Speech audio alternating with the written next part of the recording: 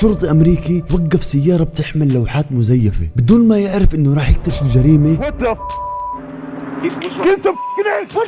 تعتبر من أبشع الجرائم اللي حصلت في أمريكا. فرجاء لو أنت مش بالسن القانوني اطلع من هذا الفيديو لأنه في صدمات من أول المقطع لنهايته.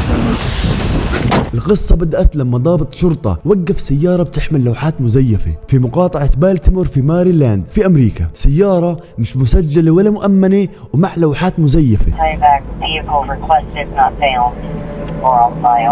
موضوعها بسيط، أكبر عقوبة ممكن تكون السجن لمدة سنة. فبدأوا الشرطة يجهزوا بالسيارة لحتى يسحبوها، وكانت بالسيارة بنتين، الأولى نيكول مايكل والثانية صديقتها بيبي. وبلحظة واحد من ضباط الشرطة شم رائحة قوية ومقرفة من الصندوق الخلفي بالسيارة. طلب الضابط من البنت تفتح الصندوق وتنزل الأغراض، ولما سألها أكثر من مرة عن مصدر الرائحة بتقول بأنه زبالة صار لها أشهر مخزنة.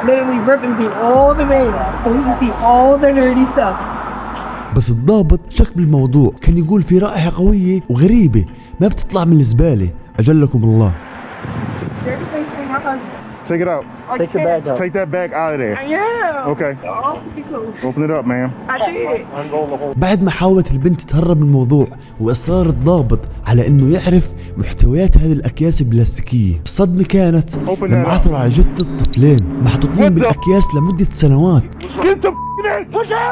ولسه ما كانوا أطفالها. الطفل الأول كان عبارة عن بنت اسمها جونسون عمرها فقط 7 سنوات وهي بنت أخت لينكولن، والطفل الثاني اسمه لاري وهو ابن أخيها عمره فقط 5 سنوات. ولسه الصدمة الأكبر بأنه بالتشريح اكتشفوا الوزن البنت فقط 8 كيلوغرام والطفل أقل من 10 كيلوغرام. هاي مش أوزان طبيعية، يعني كان في إهمال شديد ونقص حاد بالتغذية. انحكم على نيكول بالسجن لمدى الحياة، وصراحة أنا شايف هذا الحكم جدا قليل عليها.